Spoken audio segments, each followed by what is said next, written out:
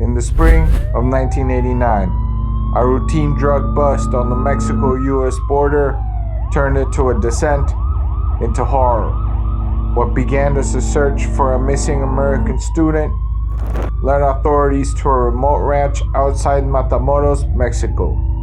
There, they uncovered a chilling scene: a cauldron filled with human blood, bones, and ritual objects, surrounded by the remains of 15 confirmed victims. The Mexican newspaper El Universal dubbed the perpetrators Los Narcosatánicos, a name that captured the world's attention. This was no ordinary crime story. It was a tale of drugs, dark rituals, and a cult that believed human sacrifice could bring power and protection.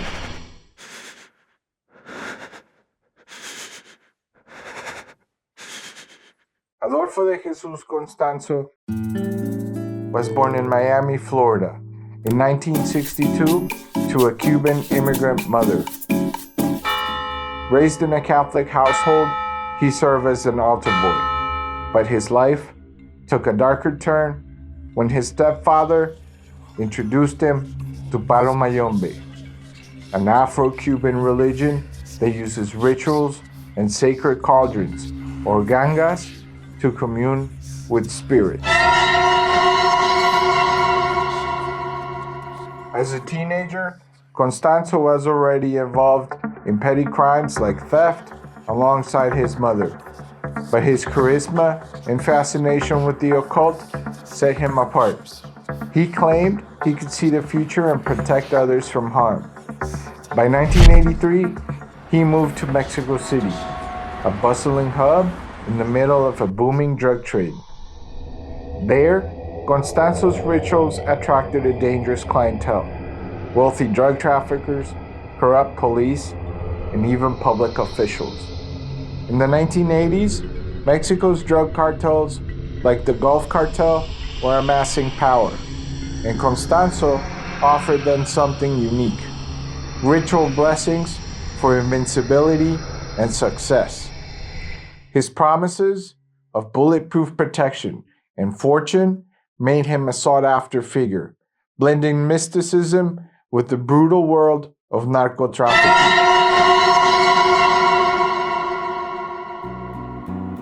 In Matamoros, a border city pulsing with trade and crime, Constanzo met Sara Maria Aldrete Villarreal, a beautiful 24-year-old college student. On the surface, Sara was a model student, a Texas sophomore college studying physical education and earning praise for her discipline. But beneath this facade, she was drawn to the lure of power. Sara met Constanzo through her connections to the Hernandez family, a local drug smuggling clan.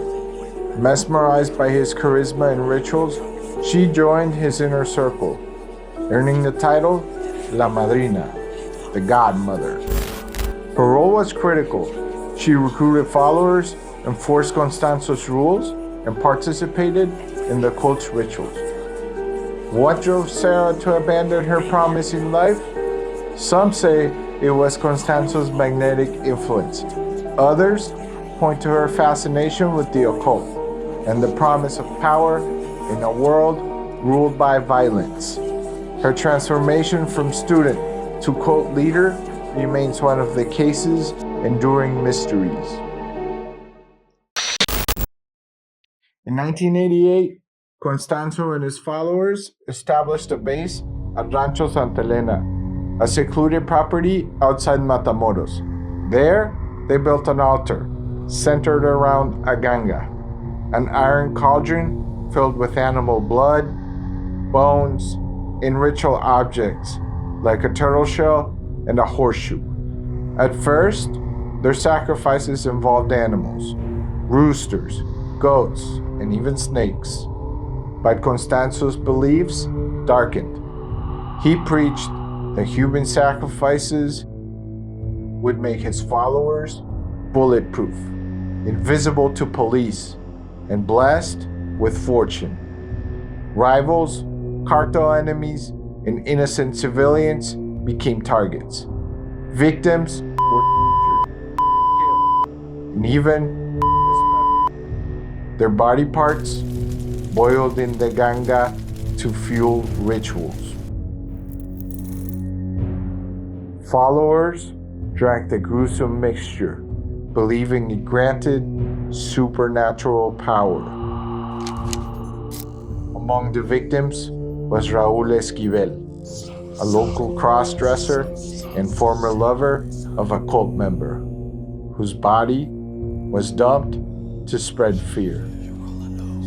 By late 1988, whispers of screams and strange rituals haunted Matamoros. But the cult's crimes remained hidden until one disappearance changed everything. Mark Kilroy was a 21-year-old pre-med student from the University of Texas, full of ambition to become a doctor. In March 1989, he and 3 friends crossed into Matamoros for spring break, joining thousands of American students in the city's vibrant nightlife. On the night of March 13, Kilroy vanished after becoming separated from his friends near a bar. His family, led by his uncle, a U.S. Customs Service agent, launched a desperate search. Flyers flooded Matamoros, and U.S. politicians pressured Mexican authorities to act. The case drew international attention, exposing the dangers of the border. On the 9th of April, 1989, a breakthrough came by chance. A cult member, Serafin Hernandez, ran a police roadblock, believing Constanzo's rituals made him invisible. His arrest led authorities to Rancho Santa Elena. There, they uncovered a horrific scene. 15 bodies, including Kilroy's, buried in shallow graves. His brain and spinal column were found in the ganga, used in a ritual to harness a superior mind. The discovery shocked both nations, with headlines decrying a satanic drug cartel. The raid on Rancho Santa Elena sparked a massive manhunt. Constanzo, Aldrete, and a few followers fled to Mexico City, hiding in apartments while continuing their rituals. Constanzo, ever defiant, believed his magic would protect him. On May 6, 1989, police surrounded their hideout. A 45-minute gunfight erupted, with Constanzo firing wildly and burning money in a final act of desperation. Rather than face the capture, he ordered follower Álvaro de León Valdez to kill him and his lover, Martín Quintana. Valdez complied, riddling them with bullets. Sara Aldrete tried to flee, but she was arrested. She claimed innocence, alleging she was into confessing. I'm sorry. If I wouldn't know that it was like this, I wouldn't be in it. But was convicted and sentenced to 62 years in prison. Other followers faced similar fates, their testimonies revealing the extent of Constanzo's control.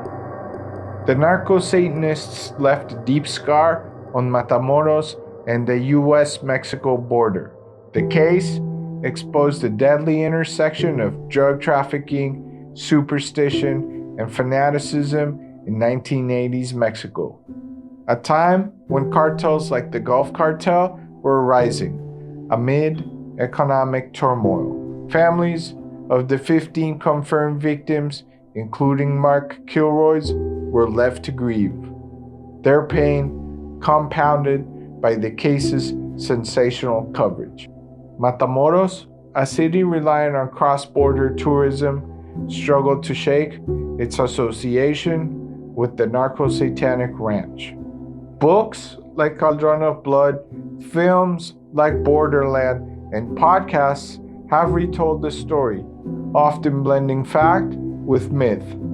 Some former followers still claim Constanzo had supernatural powers. Others see him as a master manipulator who exploited faith for profit and control. The narco-Satanists remain a chilling reminder of how charisma and fear can twist belief into violence. Their story challenges us to look beyond sensational headlines and confront the human cost of crime and fanaticism on both sides of the border. If you like this video and want to uncover more stories from Mexico's dark underground, make sure to like, share, and subscribe. Don't forget to activate the bell so you never miss what's coming next. See you in the shadows.